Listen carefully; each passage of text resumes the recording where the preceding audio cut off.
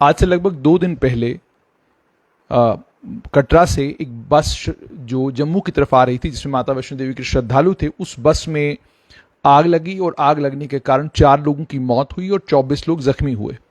हालांकि आग को काबू में लाया गया। आग को काबू में लाने के बाद जो 24 लोग जख्मी थे उनको हॉस्पिटल भी शिफ्ट किया गया। ये सारी चीजें हुई, लेकिन उसके फौरन बाद पुलिस से जब एडीजीपी जम्मू मुकेश सिंह से बात हुई, जो उन्होंने अलग अलग पत्रकारों से बात करते हुए कहा, उन्होंने कहा कि बस में आग लगी है और आग के अलावा कोई और हादसा हुआ हो बस के साथ, इसके सबूत या इसको लेकर हमारे पास अभी कोई भी आधिकारिक तौर पर कोई भी हमारे पास एविडेंस नहीं है। एविडेंस आएगा तो आपके साथ जरूर शेयर किया जाएगा। उसके बाद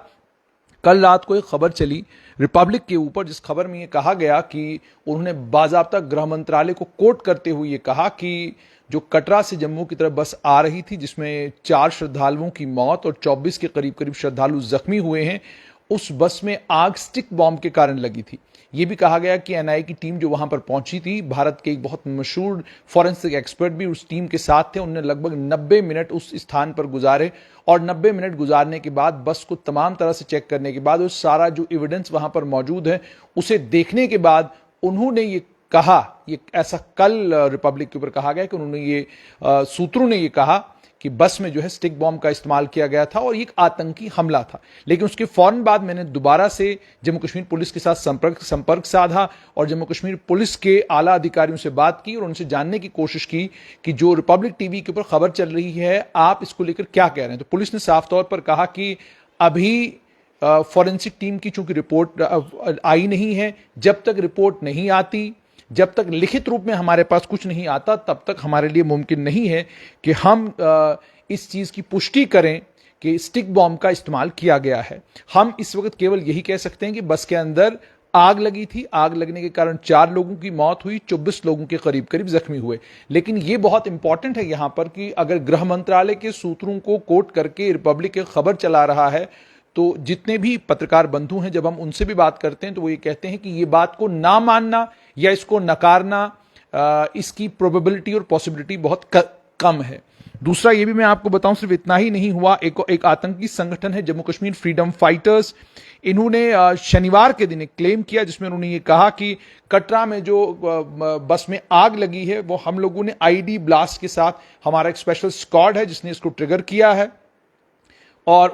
वो चिट्ठी भी आपने देखी होगी। उस चिट्ठी में नदीम चौधरी नाम के एक व्यक्ति हैं जो अपने आप को इस आतंकी संगठन का प्रवक्ता बताते हैं। उन्होंने ये कहा कि धार्मिक पिलग्रिमेज के नाम पर हिंदुत्व रिजीम जो है वो डेमोग्राफी जम्मू कश्मीर की चेंज करने की कोशिश कर रही है और इसे फिल्थी प्रोपेगेंडा कहा गया और ये भी कहा गया कि हम इसे सबोटाज करेंगे हर लेवल के ऊपर। और ये भी कहा गया कि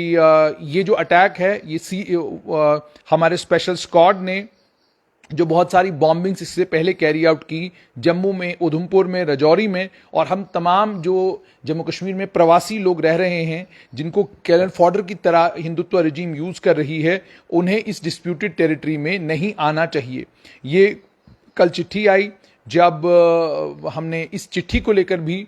पुलिस के आला अधिकारियों से बात की तो उन्होंने ये कहा कि इस चिट्ठी को लेकर भी अभी हम कोई बात नहीं कहेंगे जब तक कि हमारे पास प्रमाण नहीं मिलता कि वाकई ये चिट्ठी किसी आतंकी संगठन ने लिखी है और ये आतंकी संगठन जो क्लेम कर रहा है, इस क्लेम के कुछ सबूत हमें बस से नहीं मिलते। एडीजीपी मुकेश सिंह ने यह भी कहा, जिन्होंने बस को इंस्पेक्ट किया था, उन्होंने कहा कि इनिशियली जो हमने जांच की उस जांच में ये यूं नहीं लगता कि इसके अंदर किसी एक्सप्लोसिव का इस्तेमाल किया गया है। उन्होंने ये भी कहा कि बस जो है कटरा से जम्मू की तरफ आ रही थी और आग किस कारणवश लगी इसकी अभी तक पुष्टि नहीं हुई है। उसके बाद जैसे मैंने आपको कहा कि एनआईए की टीम आई और उसके बाद एक स्पेशली ट्रेन्ड एनआईए की एक्सप्लोसिव टीम स्पॉट पर 3:30 बजे के करीब पहुंची और उन्होंने 1-1.5 घंटा वहां पर रहकर सैंपल्स कलेक्ट किए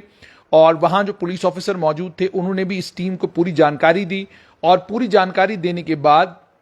पुलिस के आला अधिकारी आज भी यही बात कह रहे हैं कि जब तक एक इन डेप्थ इन्वेस्टिगेशन नहीं होता तब तक इस नतीजे पर पहुंचना, इस इन डेप्थ इन्वेस्टिगेशन से पहले ही इस नतीजे पर पहुंचना अक्लमंदी नहीं होगी। जब तक हमारे पास प्रमाण पूरे नहीं मिलते, हमको सबूत पूरे नहीं मिलते, हम तब तक हम इसको आतंकी हमला नहीं कहेंगे। लेकिन कल जैसे मैंने आपको कहा रिपब्लिक पे खबर चली, उसके बाद भी जम्मू कश्मीर पुलिस के आला अधिकारियों से जो स्ट्रेट लाइन की बात हुई, उन्होंने साफ तौर पर यह कहा है कि अभी तक हम टेरर एंगल को लेकर कुछ नहीं कहेंगे, हम बिल्कुल खामोश रहेंगे जब तक कि हमें सबूत नहीं मिलते, जब तक कि हमें कंफर्मेशन नहीं मिलती, जब तक कि फॉरेंसिक टीम की रिपोर्ट नहीं आती। रिपोर्ट आएगी, रिपोर्ट में अगर ये निकल कर आता है कि आतंकी हमला था, तो उसके बाद उस लाइन पर इन्वेस्टिगेशन तो वैसे ही हम लोग कर रहे हैं, लेकिन फिर और ज्यादा सतर्कता के साथ हम इन्वेस्टिगेशन आगे बढ़ाएंगे, ये बात उन्होंने कही है। तो सवाल यहां पर अब साफ तौर पर यह है कि अगर यह आतंकी हमला हुआ तो यह बहुत गंभीर है, बड़ा चिंताजनक है। और आपने ये भी देखा होगा कि पूर्व डीजीपी हो, सीनियर और बहुत सारे ऑफिसर्स हैं जिनसे हमारी बात होती रहती है, वो साफ तौर पर ये कहते हैं कि जम्मू आतंकियों का निशाना है और बड़े पैमाने पर आतंकियों की पूरी कोशिश है कि किसी तरीके से जम्मू में हालात खराब किए जाएं, जम्मू की शांति व्यवस्था को भंग किया जाए और इस तरीके से शांति व्यवस्था को भंग किया जाए कि जम्मू में कियोस हो और उस कियोस के बीच में फिर मौका मिले पूरी दुनिया को ये कहने का कि 5 अगस्त 2019 के बाद सरकार ने कहा था कि हालात बिल्कुल ठीक हो जाएंगे, लेकिन 5 अगस्त के बाद हालात ठीक होने की बजाय इतने खराब हो चुके हैं कि अब देखिए फलां जगह माता वैष्णो देवी की यात्रा पर गए हुए लोग जो यात्रा से लौटकर घर की तरफ जा रहे थे और उत्तर प्रदेश, हरियाणा और देश के अलग अलग भागों से लोग आए हुए थे, उन लोगों को आतंकियों ने निशाना बनाया, जिसमें 4 लोगों की मौत हुई और 24 के करीब करीब लोग जख्मी हुए। तो पुलिस इसीलिए कह रही है कि संवेदनशील मामला है, संवेदनशील मामले में